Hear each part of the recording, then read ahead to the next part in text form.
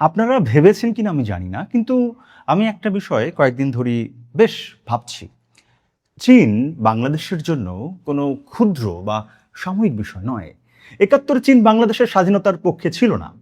এটা যেমন ইতিহাসের সত্য, তেমনি আরেকটি সত্য হলো বাংলাদেশের রাজনীতির ইতিহাস খুলে দেখলে দেখা যায় আমাদের প্রায় সব বড় নেতাই কোনো না কোনো সময় চীনকে গভীর আগ্রহ নিয়ে দেখেছেন।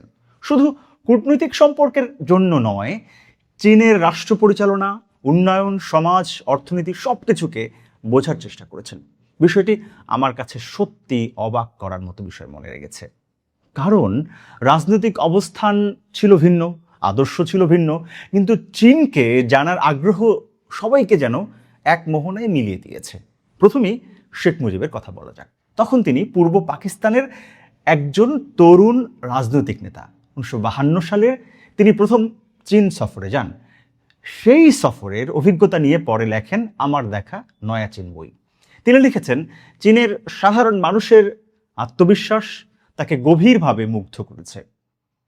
তিনি উপলব্ধি করতে চেয়েছিলেন যে জাতি নিজের শক্তির উপর বিশ্বাস রাখতে শেখে তাকে দীর্ঘদিন দমিয়ে রাখা যায় না। এরপর ১৯৫৭ সালে তিনি আবার চীন সফরে যান। এবার তার সুযোগ হয় মাও সেতুং এবং চৌ এনলাইয়ের সঙ্গে সাক্ষাৎ করার। এরপর আসে মৌলানা ভাসানীর কথা, যিনি শেখ মুজিবের চীনের সমাজকে দেখে মুগ্ধ হয়ে থাকেন, তাহলে ভাসানী চীনকে দেখেছিলেন আন্তর্জাতিক রাজনীতির দৃষ্টিকোণ থেকে। তিনি ১৯৬৩ এবং ৬৪ সালে চীন সফর করেন। সেই অভিজ্ঞতা নিয়ে লেখেন মাও সেতুংয়ের দেশ নামক একটা বই। বইটি পড়লে দেখা যায় ভাসানীর কাছে চীন ছিল কেবল একটি রাষ্ট্র নয়, ছিল একটি রাজনৈতিক দর্শন। তিনি লিখেছিলেন, আজিকার সংঘাতক্ষুব্ধ বিশ্বে চীন এক মহাবিস্ময়। তিনি লিখেছিলেন, চীন আজ এশিয়া, আফ্রিকা এবং লাতিন আমেরিকার কুণ্ঠিত লুণ্ঠিত জনগোষ্ঠীর মুক্তি সংগ্রামের ত্রাতা। এগুলো তার রাজনৈতিক বিশ্বাসের প্রতিফলন।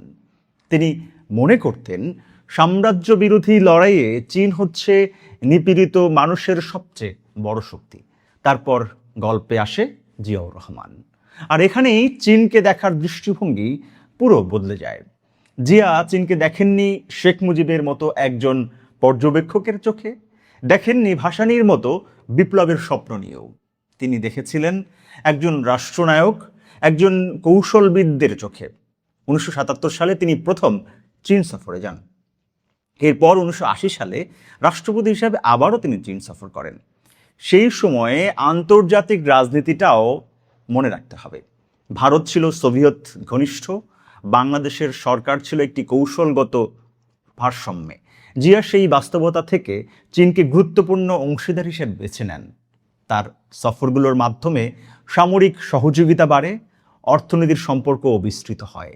প্রযুক্তি সহযোগিতার তখন শুরু হয়েছিল, বিমান চলাচল সহ বিভিন্ন ক্ষেত্রে চুক্তি হয়। কিন্তু একটা বিষয় আমার কাছে আরও বেশি গুরুত্বপূর্ণ তখন মনে হয় এগুলো দেখে, শুধু বৈঠক তিনি করেননি, তিনি চীনের গ্রামে গিয়েছিলেন, মানুষের জীবন দেখেছেন, উন্নয়নের বাস্তব চিত্রও দেখেছেন। অর্থাৎ তিনি শুধু রাষ্ট্রের সঙ্গে সম্পর্ক গড়েননি, উন্নয়নের মডেলটাও বুঝতে চেয়েছিলেন। এরপর খালেদা জিয়াও একাধিকবার চীন সফর করেন। অনেকেই শুধু সফরের সংখ্যা নিয়ে কথা বলেন, কিন্তু আমার মনে হয় তিনি মূলত জিয়াউর রহমান যে কৌশলগত সম্পর্কের ভিত্তি করে দিয়েছিলেন, সেটাকে আরও বেশি এগিয়ে নেয়ার চেষ্টা করেছিলেন। অর্থাৎ চীনের সঙ্গে সম্পর্ক কোনো একক রাজনৈতিক দলের বিষয় হয়ে থাকেনি। সময় বদলেছে, সরকারও বদলেছে, কিন্তু চীন বাংলাদেশের পররাষ্ট্রনীতির গুরুত্বপূর্ণ অংশ হিসেবে থেকে গেছে। আর আজ সেই ধারাবাহিকতার সর্বশেষ অধ্যায়ে রয়েছেন তারেক রহমান। তিনি চীনে গিয়ে রাষ্ট্রপতি, প্রধানমন্ত্রী, কমিউনিস্ট পার্টির শীর্ষ নেতা সহ বিভিন্ন পর্যায়ের গুরুত্বপূর্ণ ব্যক্তিদের সঙ্গে বৈঠক করেছেন। এগুলো অবশ্যই গুরুত্বপূর্ণ, কিন্তু জানেন, আমার নজর সবচেয়ে বেশি আটকে গেছে অন্য একটি জায়গায়। সেটি হলো তার হাই স্পিড ট্রেন ভ্রমণ। অনেকে এটাকে হয়তো একটা খুবই ইনফর্মাল বিষয় মনে করবেন, কিন্তু আমি ঠিক সেভাবে দেখতে চাই না। কারণ জিয়াউর রহমান চীন সফরে একটা ভিডিও ঘুরে বেড়ায়, সেখানে তিনি গ্রামের পর গ্রাম ঘুরে বেড়াচ্ছেন, এরকম দেখা যায়। সেটি ছিল কৌতূহলী একটা বিষয়, একজন রাষ্ট্রনায়কের সফর। আর আজ যখন তারেক রহমান চীনের উচ্চগতির রেল ব্যবস্থার কাছ থেকে দেখছেন, তখন আমার মনে প্রশ্ন জাগে, এটি কি শুধুই সৌজন্য, নাকি বাংলাদেশের ভবিষ্যৎ অবকাঠামো নিয়ে কোনো বড় চিন্তার অংশ? কারণ বাংলাদেশের মতো একটি ঘনবসতিপূর্ণ দেশে যদি একদিন আধুনিক উচ্চগতির রেল ব্যবস্থা গড়ে ওঠে, তাহলে শুধু যাতায়াতের সময় কমবে না, বদলে যাবে অর্থনীতি, শিল্প, কর্মসংস্থান, শিক্ষা, স্বাস্থ্যসেবা। পুরো উন্নয়নের গতিপথই পাল্টে যাবে।